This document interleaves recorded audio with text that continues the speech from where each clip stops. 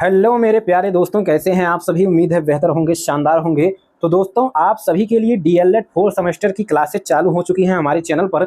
दोस्तों, आज से हम शुरुआत कर रहे हैं साथियों राजन सीरीज की। पहले हम शुरुआत करेंगे क्योंकि साथियों आपको पता है कि हाई कोर्ट का आदेश आ चुका है आपका जो है शिक्षक भर्ती के लिए। जो 68,500 में सीटें बची हुई थी उसमें भर्ती के लिए जो है आदेश आ चुका है। तो आप सभी के लिए बहुत ही महत्वपूर्ण समय चल रहा है कि आप जो है 4 सेमेस्टर को ऐसे दें ताकि आपका किसी भी सब्जेक्ट में बैक ना लगे। ठीक है, तो बेहतरीन तरीका यही रहेगा कि पहले हम राजन सीरीज और पवन सीरीज को अच्छे से कर लें। इसके बाद जो है जो बैच मैं लॉन्च किया हूं उसमें जो है थ्योरी वाइज क्लासेज बाद में ली जाएंगी।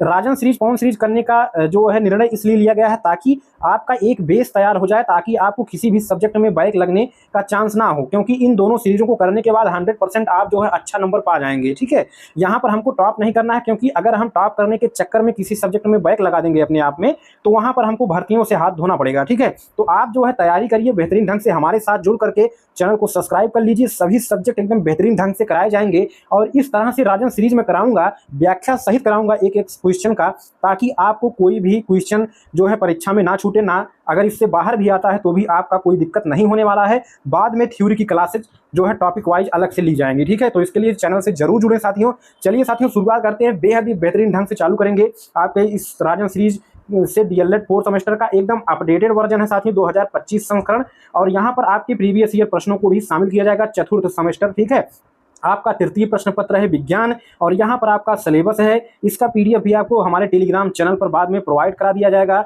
जिसका लिंक साथियों नीचे डिस्क्रिप्शन में है। हमारे टेलीग्राम चैनल को जरूर ज्वाइन करिए, वहाँ पर आपको पीडीएफ और क्लासेज की लिंक, साथ में आपको जो न्यूज अपडेट आती हैं, सभी चीज़ें वहाँ पर आपको समय से समय मिलती रहती हैं। तो चलिए साथियों, शुरुआत करते हैं बेहतरीन ढंग से। तो ध्यान से देखिएगा साथियों, एक एक ऑप्शन को जहाँ पर जरूरत पड़ेगी उसकी व्याख्या भी करते चलेंगे। ठीक है, तो चलिए साथियों शुरुआत करते हैं। पहला प्रश्न ध्यान से देखिएगा।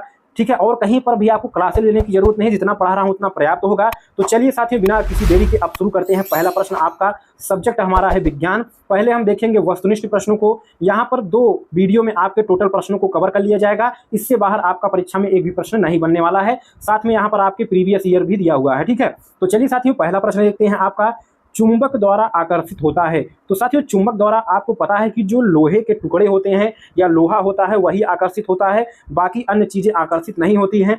तो यहाँ पर आपका ऑप्शन सी सही हो जाएगा, लोहे का बुरादा जो है चुंबक द्वारा आकर्षित होता है। अगला हमारा प्रश्न है, मिश्र धातु है। देखिए साथियों, तांबा, जस्ता और टिन, ये सभी क्या है साथियों, धातुएं हैं। ठीक है, अपने आप में।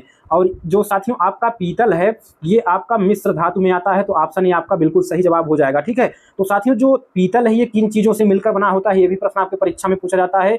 तो ये तांबा और जो है जस्ता से मिलकर बना होता है। तांबा आपका 66% और 33% आपका जस्ता होता है। ठीक है, साथ में आपको पता होना चाहिए कि तांबे का जो साथियों Cu द्वारा प्रदर्शित किया जाता है, इसका जो प्रतीक चिन्ह है Cu तांबा का है, इसका परमाणु क्रमांक 29 होता है तांबा का।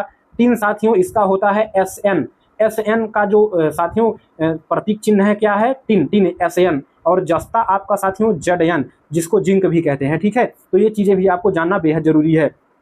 चलिए अगला प्रश्न, डार्विनवाद संबंधित है। तो डार्विनवाद किसने दिया साथियों, चार्ल्स डार्विन ने दिया था। ठीक है, जिसको प्राकृतिक वर्णवाद भी कहा जाता है, प्राकृतिक वर्णवाद भी कहा जाता है। और साथियों डार्विनवाद किससे संबंधित है, योग्यतम की उत्तरजीविता, ये चीज आप याद कर लीजिए। योग्यतम की उत्तरजीविता किससे संबंधित है, आपका डार्विनवाद से। किसने दिया, चार्ल्स डार्विन ने दिया। इसको साथियों प्राकृतिक वर्णवाद भी कहा जाता है। ठीक है, चार्ल्स डार्विन ने कहा, जिन लोगों में पर्यावरण के लिए बेहतर अनुकूल आनुवांशिक गुण होते हैं वे ज्यादा जीवित रहते हैं। जिनके लिए क्या होता है, अनुकूल आनुवांशिक गुण होते हैं पर्यावरण के प्रति, वे ज्यादा जीवित रहते हैं। किसने कहा था, तो योग्यतम की उत्तर जीविता आपका डार्विनवाद से संबंधित। चलिए साथियों अगला प्रश्न देखते हैं। साथियों, रक्त के थक्का बनने की प्रक्रिया धीमी हो जाती है। तो साथियों रक्त के थक्का बनने की प्रक्रिया धीमी किस रोग में हो जाता है, तो आपका ऑप्शन हो जाएगा हीमोफीलिया रोग में। जैसे आपका स्किन कहीं कट गया तो रक्त जम जाता है थोड़ी देर में। ठीक है, तो इस रोग में, हीमोफीलिया रोग में आपका रक्त के थक्का बनने की प्रक्रिया बहुत स्लो हो जाती है या ना के बराबर हो जाती है। इसको साथियों शाही रोग भी कहा जाता है, शाही रोग भी कहा जाता है। सबसे पहले यह इंग्लैंड के एक राजा की रानी को हुआ था इंग्लैंड में। ठीक है, मतलब एक रानी को हुआ था हीमोफीलिया रोग। ठीक है, तो इसी कारण इसको शाही रोग कहा जाता है। ठीक है, ये साथियों हीमोफीलिया है। ठीक है, तो यहाँ पर रक्त के थक्का बनने की प्रक्रिया हीमोफीलिया में स्लो हो जाती है। चलिए साथियों अगला प्रश्न देखते हैं, एलिसा परीक्षण है। तो एलिसा परीक्षण साथियों किस में किया जाता है, किस रोग में, इसको साथियों इंग्लिश में लिखते हैं ELISA। एलिसा। एलिसा परीक्षण साथियों आपका एड्स बीमारी में किया जाता है। एड्स दिवस साथियों कब मनाया जाता है आपका अगर पूछ ले तो 1 दिसंबर को प्रतिवर्ष जो है एड्स दिवस मनाया जाता है। ठीक है, तो एड्स दिवस कब 1 दिसंबर को, और एड्स के लिए कौन सा परीक्षण किया जाता है, एलिसा परीक्षण किया जाता है। ठीक है, और चलिए साथियों देखिए टीबी के रोग के बारे में जान लीजिए। टीबी साथियों आपका इसको ट्यूबरकुलोसिस भी कहा जाता है और इसे टीबी को ही क्षय रोग भी कहा जाता है। ठीक है, ए और सी दोनों एक ऑप्शन है। ठीक है, क्षय रोग को टीबी रोग भी कहा जाता है। ठीक है, तो इसको साथियों आपका जो है इसके लिए IGRA एक टेस्ट होता है, ये टेस्ट किया जाता है और साथियों इसको जो है क्षय रोग को टीबी रोग या ट्यूबरकुलोसिस भी कहा जाता है। अगला प्रश्न देखिए, स्कर्वी रोग की पहचान है। तो स्कर्वी रोग में आपका साथियों क्या होता है, मसूड़ों से रक्तस्राव होता है, यानी मसूड़े जो हमारे दांत के मसूड़े होते हैं उससे खून बहना चालू हो जाता है। स्कर्वी रोग विटामिन सी की कमी से होता है, विटामिन सी की कमी से, और विटामिन सी आपके खट्टे पदार्थों जैसे आपका नींबू आंवला आदि में पाया जाता है। चलिए अगला प्रश्न देखते हैं, कैलेमाइन का रासायनिक सूत्र है। तो साथियों कैलेमाइन का रासायनिक सूत्र आपका होता है ZnCO3, जिसको साथियों क्या पढ़ते हैं, zinc carbonate. Zinc carbonate ZnCO3 क्या है साथियों, एक अयस्क है जिससे जिंक को अलग किया जाता है। ठीक है, और Fe2O3 क्या है साथियों, ये इसको कहते हैं फेरिक ऑक्साइड या आयरन ऑक्साइड कहा जाता है Fe2O3 को, और इसको जिंक ऑक्साइड, इसको जिंक सल्फाइड कहेंगे, और इसको Fe2O3 को कहेंगे फेरिक ऑक्साइड। ठीक है, चलिए साथियों अगला प्रश्न देखते हैं, बहुत ही इंपॉर्टेंट प्रश्न है। आरबीसी की जीवन अवधि कम हो जाती है। तो आरबीसी की जीवन अवधि किस बीमारी में कम हो जाती है, तो यहाँ पर पहला ही ऑप्शन आपका सही जाएगा, एनीमिया रोग में। एनीमिया रोग साथियों क्या होता है, इसमें साथियों शरीर में रक्त अल्पता हो जाती है, यानी कि खून की कमी हो जाती है। और साथियों रक्त अल्पता किसके कमी के कारण होता है, विटामिन B12 के कमी के कारण होता है, आयरन की कमी के कारण होता है, विटामिन B12 की कमी के कारण अथवा आयरन की कमी के कारण होता है। और अगर साथियों पूछ लिया जाए कि आरबीसी का जो है जीवन काल कितने दिन का होता है, यानी कि लाल रक्त कणिकाओं का जीवन काल भी पूछा जाता है, तो आपको पता होना चाहिए कि इसका जीवन काल 120 दिन होता है। और जो आरबीसी होता है लाल रक्त कणिका, ये साथियों जो है ऑक्सीजन को एक स्थान से दूसरे स्थान तक ले जाने का कार्य करता है। अगर साथियों श्वेत रक्त कणिका यानी कि WBC व्हाइट ब्लड सेल्स इसको कहते हैं रेड ब्लड सेल्स, तो व्हाइट ब्लड सेल्स श्वेत रक्त कणिका का जीवन काल 13 से कितना दिन होता है, 13 से 20 दिन होता है। और इसका निर्माण साथियों कहाँ पर होता है, अस्थि मज्जा में। ये भी पूछा जाता है कि WBC RBC का निर्माण कहाँ पर होता है,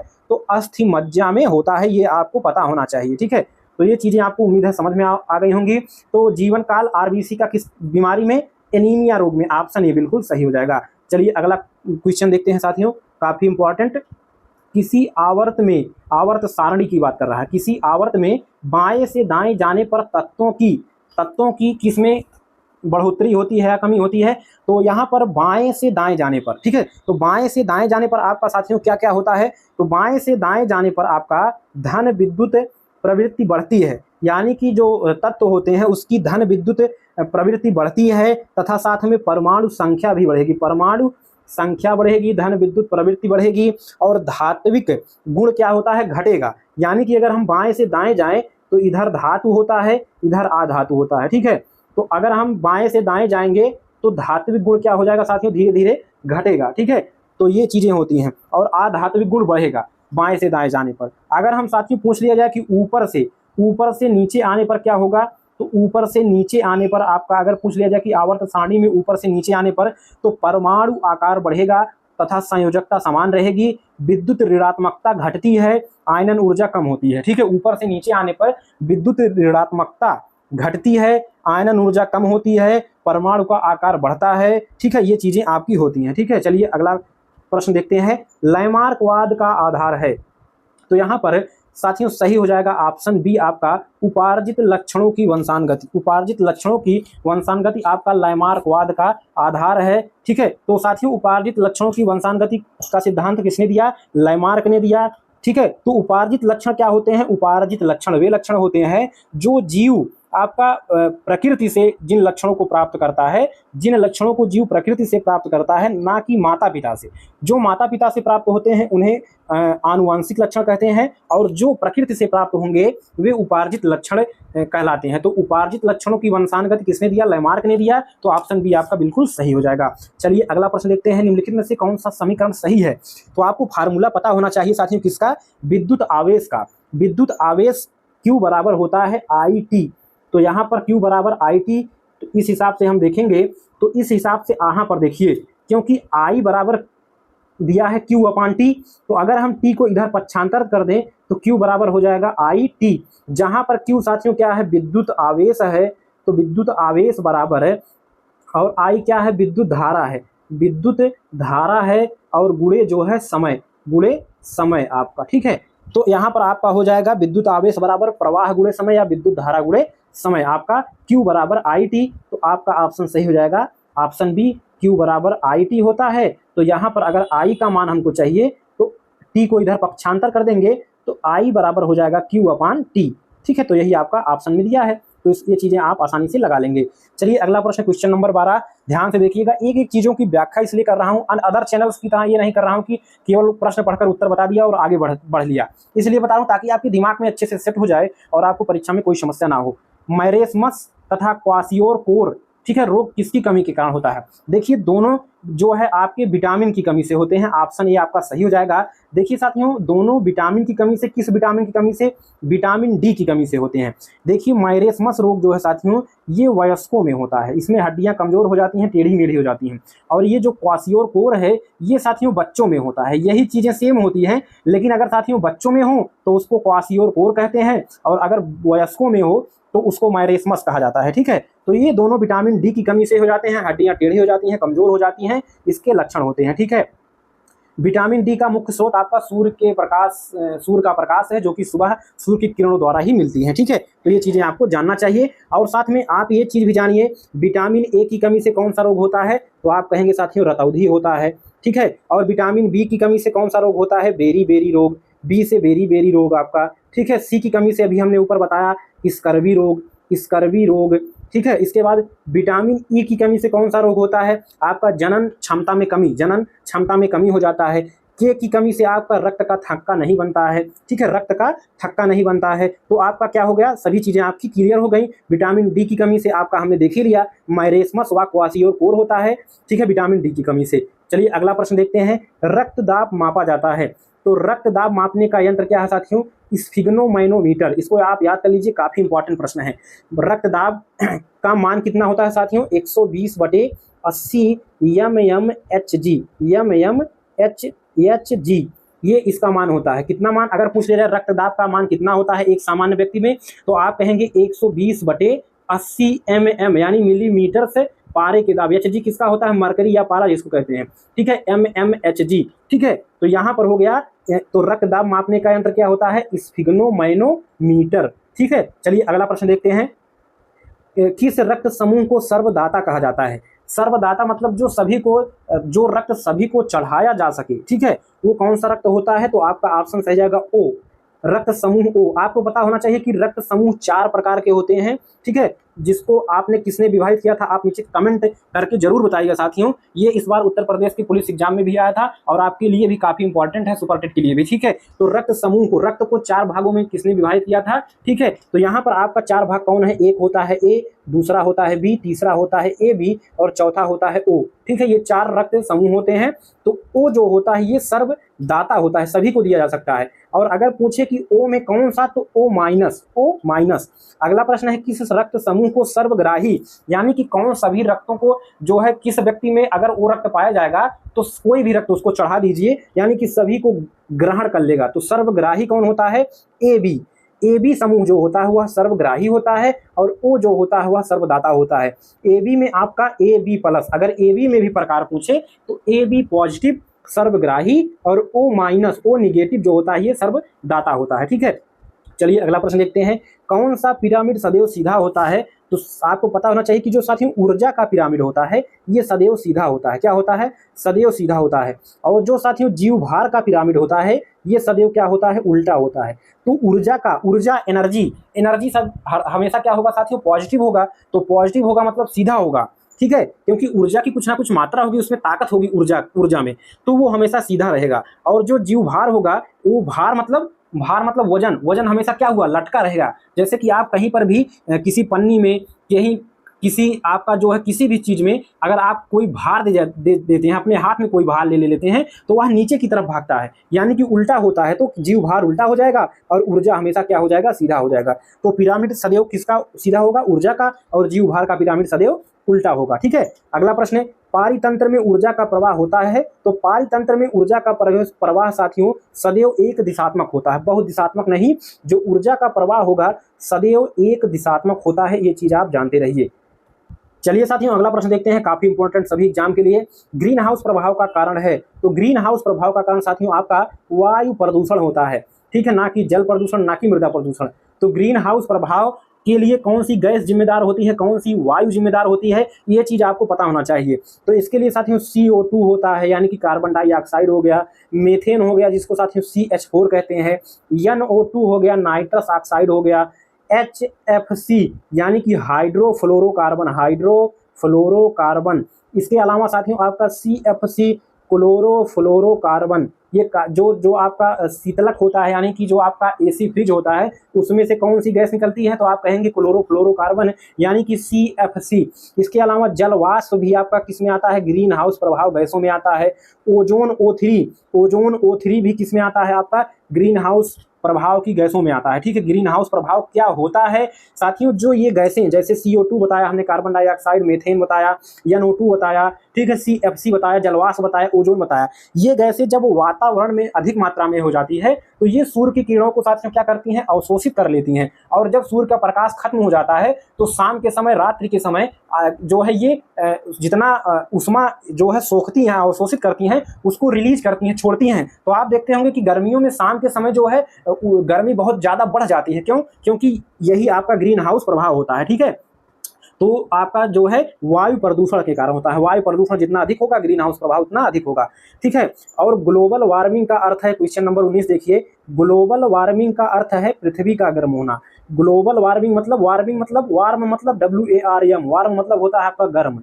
तो ग्लोबल वार्मिंग मतलब पृथ्वी का गर्म होना। क्यों गर्म होगा? ग्रीन हाउस प्रभाव के कारण। ऊपर हमने जो बताया आपको, CO2 मेथेन हो गया, HFC हो गया, CFC हो गया, जलवाष्प ओजोन हो गया, N2O हो गया, ऐसी गैसें जब वातावरण में अधिक मात्रा में होगी तो आपका ग्लोबल वार्मिंग होगा ग्रीन हाउस प्रभाव के कारण, और पृथ्वी क्या होगी, गर्म होगी। ग्लोबल वार्मिंग किससे संबंधित? पृथ्वी के गर्म होने से संबंधित है।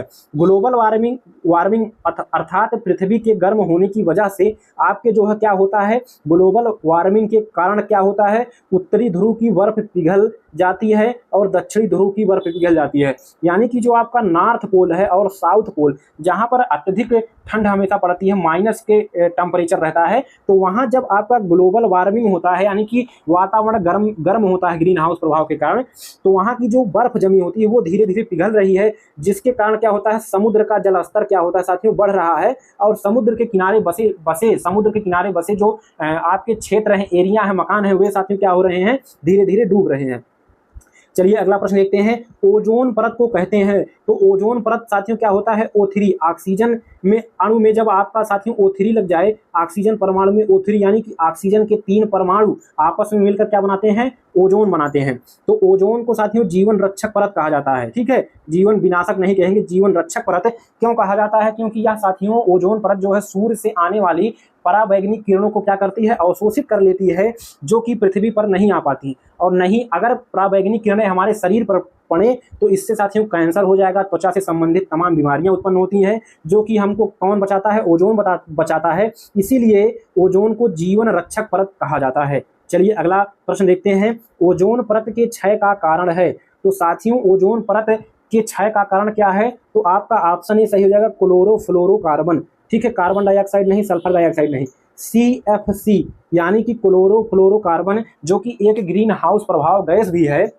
ठीक है, ये किससे निकलता है? आपका AC, जो आपके घरों में AC लगा रहता है ठंडा होने के लिए, साथ में फ्रिज, इससे क्या निकलता है, आपका CFC गैस निकलता है। और CFC गैस साथियों बहुत ही ठंडा होता है, और ये साथियों क्या करता है, O3 से, यानी कि आपका ओजोन से क्रिया करके इसको साथियों ऑक्सीजन में और नवजात ऑक्सीजन में तोड़ देता है। ठीक है, जिससे जो है ओजोन का क्षरण हो जाता है और जो है क्षय हो जाता है, और ओजोन परत जो आपका समताप मंडल में पाया जाता है उसमें कमी दिन ब दिन आती जा रही है। तो आपका ओजोन परत के क्षय का कारण कौन है? पहला ऑप्शन क्लोरोफ्लोरोकार्बन है। ठीक है, अगला प्रश्न देखते हैं, निम्न में से प्राथमिक उपभोक्ता। देखिए प्राथमिक उपभोक्ता ठीक है, द्वितीयक उपभोक्ता, ये सभी आपको बहुत ही बेहतरीन ढंग से समझाने वाला हूँ, तो ध्यान से देखिए। ठीक है, तो साथियों उम्मीद है एक एक प्रश्न आपको समझ में आ रहा होगा। साथियों कहते हैं ना कि रख हौसला वो मंजर भी आएगा, प्यासे के पास चलकर समंदर भी आएगा, थक कर ना बैठ ऐ मंजिल के मुसाफिर, मंजिल भी मिलेगी और मिलने का मजा भी आएगा।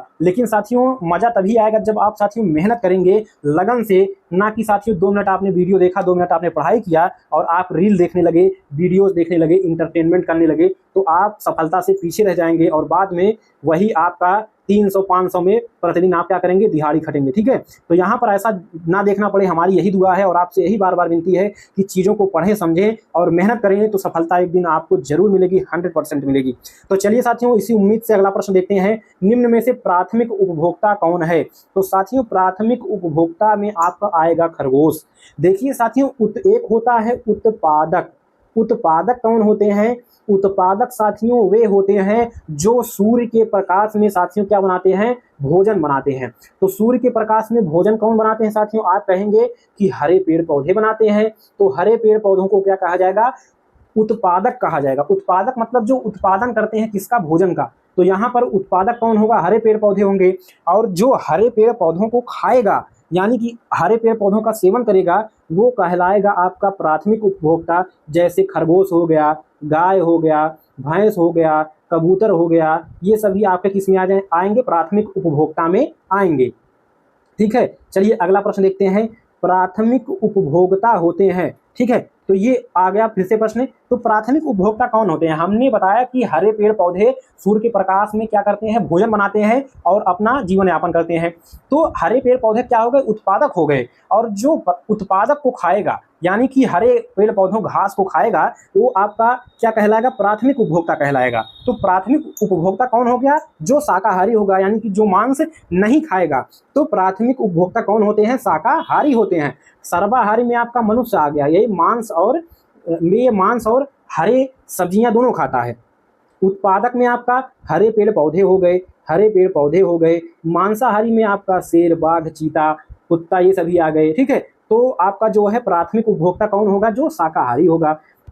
चलिए साथियों अगला प्रश्न देखते हैं, 25 नंबर प्रश्न को ध्यान से देखिएगा, विद्युत आचालक होते हैं। तो साथियों चालक कौन होते हैं, जिसमें चालकता का गुण हो। जैसे चालक पदार्थ वे होंगे जिसमें धारा का प्रवाह हो। ठीक है, तो यहाँ पर विद्युत आचालक क्या हो जाएगा, जिसमें अचालकता का गुण हो यानी कि जिसमें विद्युत का प्रवाह ना हो। ठीक है, तो वो कौन सा पदार्थ होगा, आपका प्लास्टिक हो गया, सूखी लकड़ी हो गया, यानी कि जिसमें मुक्त इलेक्ट्रॉन ना पाए जाते हों वो आपका क्या हो जाएगा साथियों, विद्युत अचालक होगा। ठीक है, और जिसमें मुक्त इलेक्ट्रॉन पाया जाएगा वो विद्युत का चालक होगा। जैसे चांदी को सर्वाधिक यानी कि सर्वोत्तम विद्युत चालक पदार्थ माना जाता है, विद्युत सुचालक पदार्थ माना जाता है किसको, चांदी को, क्योंकि चांदी में मुक्त इलेक्ट्रॉनों की संख्या सबसे ज्यादा पाई जाती है। और प्लास्टिक हो गया, सूखी लकड़ी हो गया, ये अचालक पदार्थ होते हैं, इसमें विद्युत का प्रवाह नहीं होता है। तो आपका ऑप्शन ए बिल्कुल सही हो गया। ठीक है, चलिए अगला प्रश्न देखते हैं।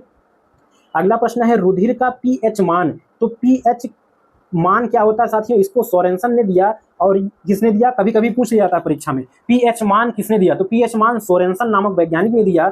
और साथियों आपको बता दूं कि जो आपका 7 नंबर होगा, जो जैसे पीएच मान साथियों 1 से 14 तक होता है, 1 से 14 तक एक पैमाना तैयार किया गया, 1 नंबर से 14 नंबर तक। ठीक है, जिसमें साथियों 7 नंबर को जो है साम्य अवस्था में बनाया गया। ठीक है, और इधर 7 से कम और इधर 7 से अधिक। ठीक है, जैसे 8, 9, 10, 11। ठीक है, तो जो जिसका पीएच मान 7 से कम होगा, जिस पदार्थ का, जिस यौगिक का जिसका जो 7 से कम होगा वो साथियों आपके अम्ल कहलाएंगे। अम्ल या क्षार या जो है एसिड जिसको अंग्रेजी में कहते हैं, क्षार नहीं साथियों। जिसका मान पीएच मान 7 से अधिक होगा वो कहलाएंगे आपके क्षार, यानी कि जिसको अंग्रेजी में बेस कहा जाता है। ठीक है, अब साथियों आपका जल जो है वो साम्य अवस्था पर होता है, यानी कि जल का पीएच मान अगर पूछे तो जल का पीएच मान 7 होता है। और जितने भी क्षार होंगे वो उसका पीएच मान 7 से अधिक होगा, चाहे तो पॉइंट में ही अधिक होगा। और जितने भी अम्ल होंगे उनका मान आपका जो है 7 से क्या होगा साथियों, कम होगा। ठीक है, तो ये चीजें आपको पता होनी चाहिए कि अगर क्षार है यानी कि अगर क्षार है तो 7 से इसका मान अधिक, 7 पीएच से। अगर अम्ल है तो इसका मान 7 से कम होगा। और अगर साम्य अवस्था में है जैसे कि जल, तो जल का पीएच मान 7 होता है। तो रुधिर का पीएच मान साथियों होता है 7.4, यानी कि जो रुधिर होता है, रक्त होता है, वो हल्का क्षारीय होता है। कैसा होता है? हल्का क्षारीय होता है। तो ऑप्शन बी आपका सही जवाब हो जाएगा। चलिए अगला प्रश्न देखते हैं। रुधिर का थक्का बनाने में मदद करता है। तो रुधिर का थक्का बनाने में कौन मदद करता है साथियों? आपका रुधिर प्लेटलेट्स। हमारे रुधिर में 3 तरह की चीजें पाई जाती हैं।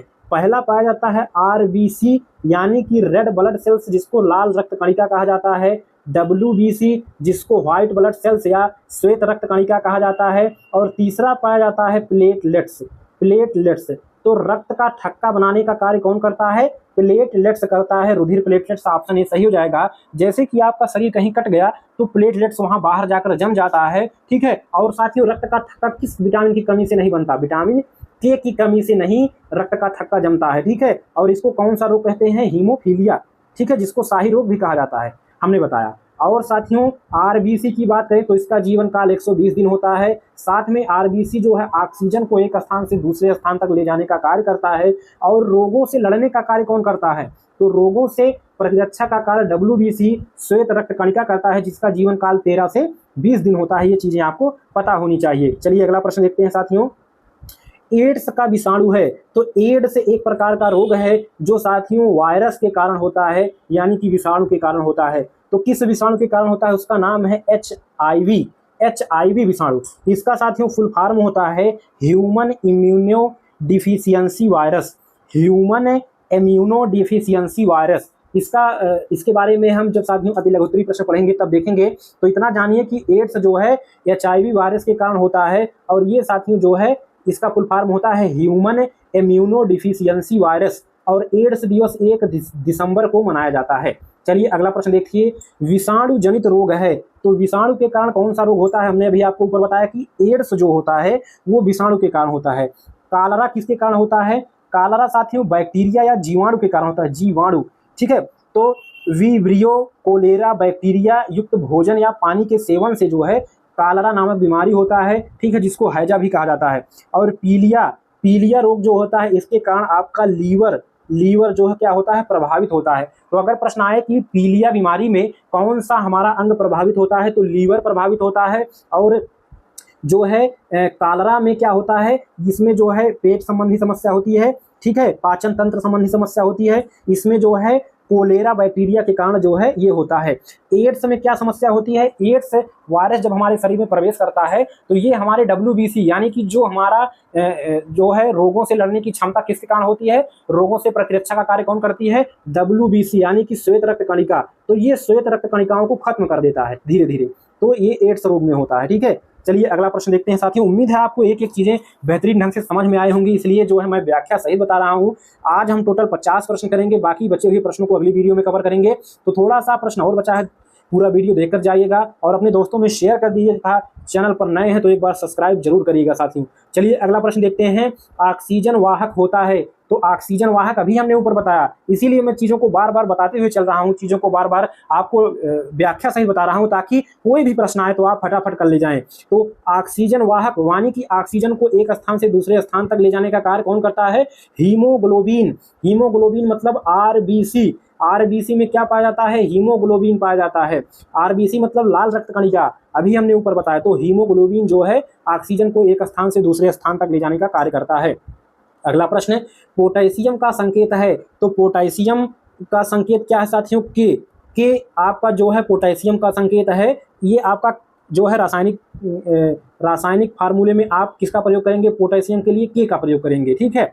जैसे कि लाल दवा का सूत्र क्या होता है? KMnO4, ठीक है, पोटेशियम पर मैग्नेट। तो यहाँ पर आपका के क्या हो गया? पोटेशियम हो गया, ठीक है। तो पोटेशियम का संकेत के हो गया। सोडियम का आपका जो है Na हो गया। और जो है पीबी किसका होता है? लेड मतलब सीसा जिसको कहा जाता है। और Cu किसका होता है साथियों? कापर का होता है, ठीक है। चलिए अगला देखते हैं साथियों। अगला हमारा प्रश्न काफी महत्वपूर्ण आप सभी के लिए। अम्ल वर्षा में उपस्थित होता है। तो अम्ल वर्षा में कौन कौन सा जो है अम्ल उपस्थित होता है। तो पहले आप समझिए कि अम्ल वर्षा साथियों होता क्या है कि जैसे साथियों गर्मियों के समय में या साथियों बरसात के समय से पहले जो है क्या होता है कि वातावरण में, हमारे पर्यावरण में, वायुमंडल में आपका जो है NO यानी कि नाइट्रोजन ऑक्साइड या NO2 यानी कि नाइट्रोजन डाइऑक्साइड ये गैस, और एक SO2 यानी कि सल्फर डाइऑक्साइड यानी कि SO2 और NO2 ये गैसें पर्यावरण में अत्यधिक मात्रा में उपस्थित हो जाती हैं। और जब साथियों वर्षा होता है तो ये गैस आपका H2O यानी कि जल से क्या करती है, क्रिया कर लेती है दोनों गैसें। तो H2O से SO2 क्रिया करेगी और NO2, तो अगर SO2 यानी कि सल्फर डाइऑक्साइड क्रिया करेगी तो ये बना लेगी H2SO4 बना लेगी यानी कि सल्फ्यूरिक अम्ल जिसको कहते हैं। और अगर H2O क्रिया करेगा NO2 से तो ये बनाएगा HNO3 यानी कि नाइट्रिक एसिड यानी कि नाइट्रिक अम्ल बनाएगा। तो ये वर्षा हो जाएगा, यानी कि अब जब ये क्रिया कर लेंगी तो ये जो है नीचे किसके रूप में गिरेगी वर्षा, हमारा जो जल वर्षा का होगा वो साथियों आपका नाइट्रिक अम्ल और सल्फ्यूरिक अम्ल के रूप में नीचे गिरेगा। तो इसी को अम्ल वर्षा कहते हैं। ठीक है, जैसे कि आपका जो मथुरा हो गया, आगरा हो गया, यहाँ पर मथुरा और आगरा में अम्ल वर्षा अत्यधिक मात्रा में होता है। क्यों होता है? क्योंकि आपको पता है कि मथुरा में आपका क्या होता है, तेल शोधक कारखाना, रिफाइनरी जो है कंपनी पाई जाती है, तेल शोधक कारखाना है जहां पर जो है कच्चे तेल का शोधन करके डीजल, पेट्रोल आदि बनाया जाता है। तो वहां से NO2 और SO2 गैसें अत्यधिक मात्रा में आगरा और मथुरा में उपस्थित रहती हैं। तो यहाँ पर कौन सी नदी पाई जाती है? यमुना नदी पाई जाती है। इसीलिए यहाँ का जो जल है, यमुना नदी का जल काला भी बहुत दिनों से हो गया है। ठीक है, तो यहाँ पर आप जानेंगे कि साथियों जो आपका अम्ल वर्षा है उसमें नाइट्रिक अम्ल और सल्फ्यूरिक अम्ल पाया जाता है। और आपको बता दूं कि प्रश्न पूछा जाता है कि ताजमहल का रंग दिन ब दिन फीका क्यों पड़ रहा है? तो किसके कारण पड़ रहा है? अम्ल वर्षा के कारण। क्योंकि मथुरा से आने वाली NO2 और SO2 जो गैस है ये वर्षा के समय जो है क्या करती हैं, जल से क्रिया करके नाइट्रिक अम्ल और सल्फ्यूरिक अम्ल बनाती हैं, और जब वर्षा होती है तो ये ताजमहल पर गिरती हैं, जिससे उसके पत्थर का अम्ल के कारण क्षरण हो रहा है और दिन बर दिन उसकी चमक क्या होती जा रही है, फीकी होती जा रही है। ठीक है, ये चीजें संपूर्ण आपका अम्ल वर्षा के बारे में हो गई। चलिए अगला प्रश्न देखते हैं, भोपाल गैस त्रासदी का कारण कौन सा गैस है? तो भोपाल गैस त्रासदी आपका बार बार प्रश्न पूछा जाता है, कब हुआ था? तो साथियों मध्य प्रदेश के यानी कि MP यानी कि मध्य प्रदेश के भोपाल शहर में आपका 3 दिसंबर 1984 को साथियों एक गैस विस्फोट हुआ था जो कि जहरीली गैस है, जिसका नाम है मिथाइल आइसोसाइनेट है, जिसका विस्फोट हुआ, जिसके कारण भयंकर विस्फोट हुआ और काफ़ी लोगों की मौत हुई थी, जिसको हम कहते हैं भोपाल गैस त्रासदी। और ये किस गैस के कारण हुआ था? मिथाइल आइसोसाइनेट के कारण हुआ था। 3 दिसंबर 1984 को हुआ था, मध्य प्रदेश के भोपाल में हुआ था। चलिए अगला प्रश्न देखते हैं। देखिए आ गया प्रश्न, मैंने कहा था ना, इसीलिए चीज़ों को बताता हुआ चल रहा हूं ताकि आपको कोई समस्या ना हो, किसी भी प्रकार का प्रश्न आए सब कुछ कर ले जाएंगे आप। ताजमहल के दिन प्रतिदिन भद्दा होने के का कारण क्या है? तो ये आपका क्या हो गया? अम्ल वर्षा हो गया। अभी हमने ऊपर डिटेल से एक्सप्लेन किया। तो जिनको क्लास बोरिंग लग रही है वो तो क्लास छोड़ दें, लेकिन जिनको बोरिंग नहीं लग रही क्लास अच्छे से करें। 100% यहाँ से एक भी प्रश्न आपका बाहर नहीं जाने वाला है। यहीं से आपका सुपर टेट में भी विज्ञान के प्रश्न फंसने वाले हैं।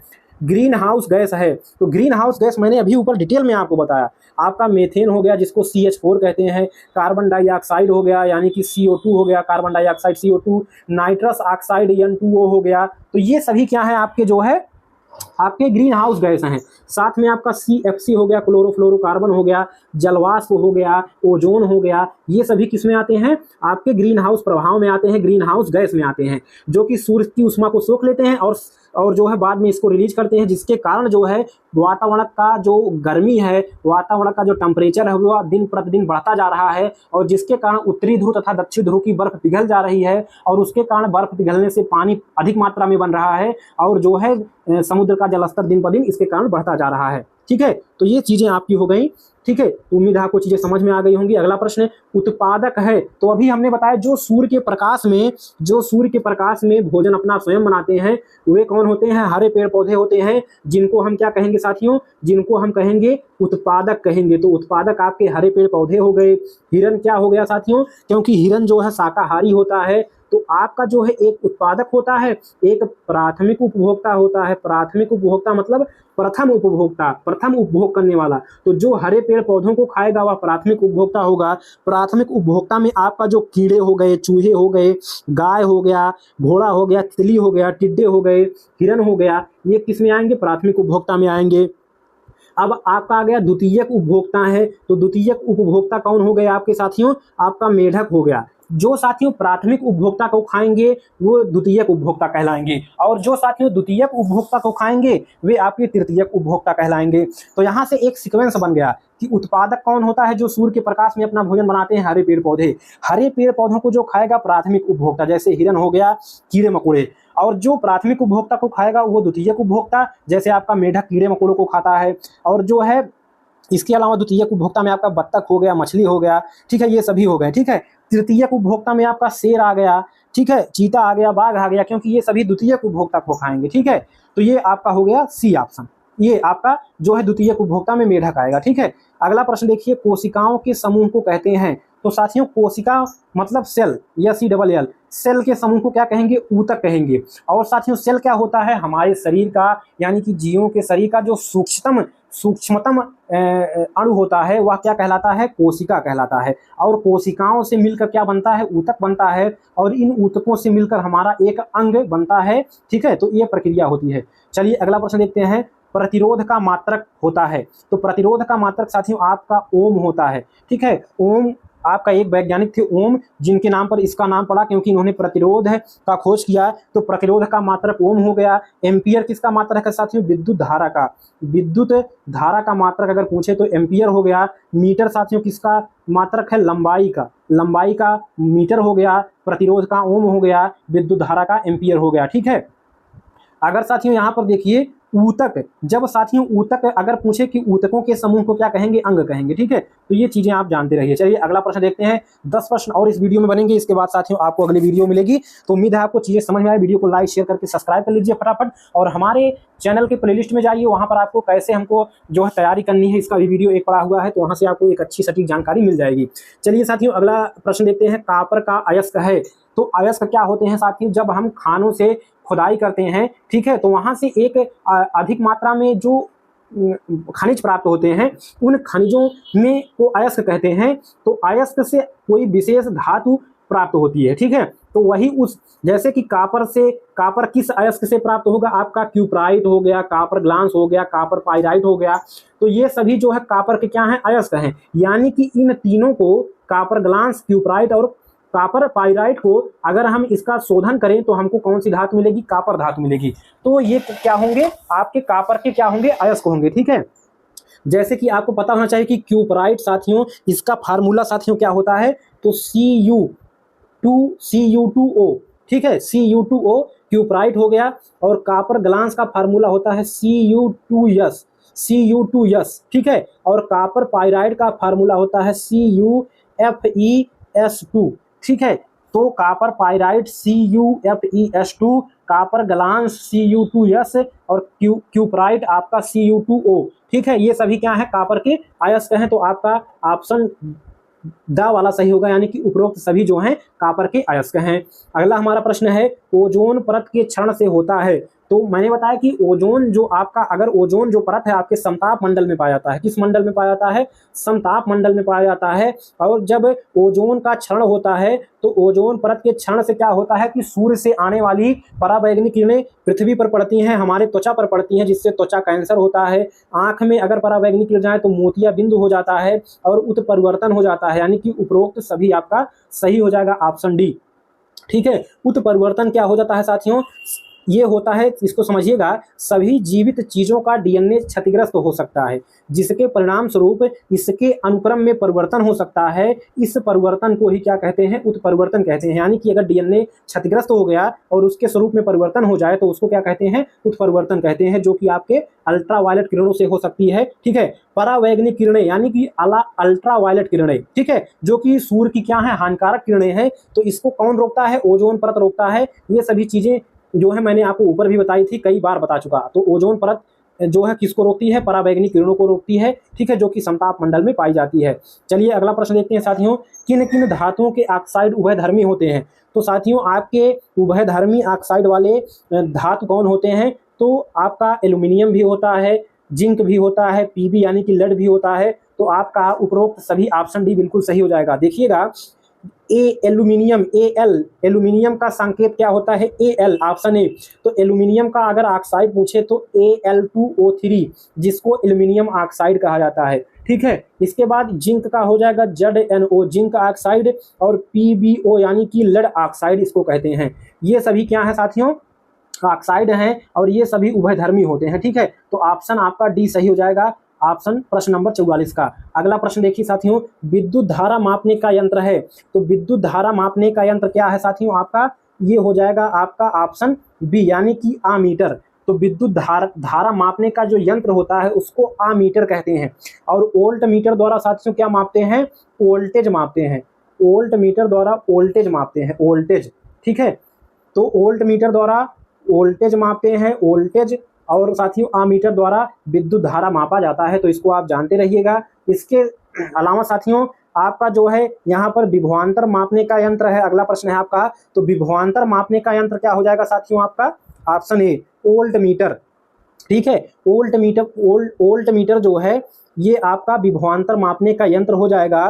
ठीक है, और साथियों आमीटर आपका विद्युत धारा मापने का यंत्र हो जाएगा। ठीक है, ये चीजें आपको पता होनी चाहिए। चलिए अगला प्रश्न देखते हैं साथियों, अम्ल वर्षा का प्रमुख कारण है। तो अभी हमने ऊपर पढ़ा था वायु प्रदूषण अम्ल वर्षा का प्रमुख कारण है, अन्य ऑप्शन आपकी नहीं होने चाहिए। अम्ल वर्षा का प्रमुख कारण वायु प्रदूषण है।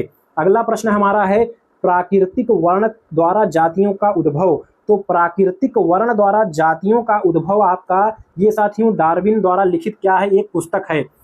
ठीक है, तो ये पुस्तक का नाम है प्राकृतिक वर्ण द्वारा जातियों का उद्भव नामक पुस्तक के लेखक कौन है? तो आपका उत्तर होगा डार्विन। ठीक है, क्योंकि डार्विन ने बताया कि प्राकृतिक वर्ण यानी कि प्रकृति द्वारा जीव जो है क्या करते हैं? चीजों का वर्ण करते हैं, चीजों का उद्भव होता है। तो ये किसने बताया था? डार्विन ने बताया था। तो ऑप्शन बी आपका बिल्कुल सही जवाब हो जाएगा। अगला हमारा प्रश्न है, विश्व एड्स दिवस आपका मनाया जाता है, कब मनाया जाता है? तो ये मनाया जाता है आपका 1 दिसंबर को मनाया जाता है। हमने अभी ऊपर आपको कई बार बताया कि एड्स दिवस 1 दिसंबर को मनाया जाता है। और देखिए ये प्रश्न आपका 2022 परीक्षा में भी आया था, है ना, इसीलिए मैं चीजों की व्याख्या करते हुए आया हूँ। अगला प्रश्न हमारा है, विद्युत धारा का मात्रक है। तो विद्युत धारा का मात्रक आपका क्या हो जाएगा साथियों? आपका पता होना चाहिए कि विद्युत धारा का जो मात्रक होता है वो एम्पियर होता है। यानी विद्युत धारा के मान को हम किस में मापते हैं? एम्पियर में मापते हैं। अब कूलाम किसका मात्रक होता है? तो कूलाम होता है आपका विद्युत आवेश का। तो आवेश का अगर मात्रक पूछे विद्युत आवेश का तो आप कहेंगे कूलाम। सेकंड किसका मात्रक है? सेकंड आपका समय का मात्रक है। वोल्ट किसका मात्रक है साथियों? विभवांतर का मात्रक। विभवांतर का मात्रक क्या होता है? वोल्ट होता है। एम्पियर किसका मात्रक होता है? विद्युत धारा का मात्रक होता है।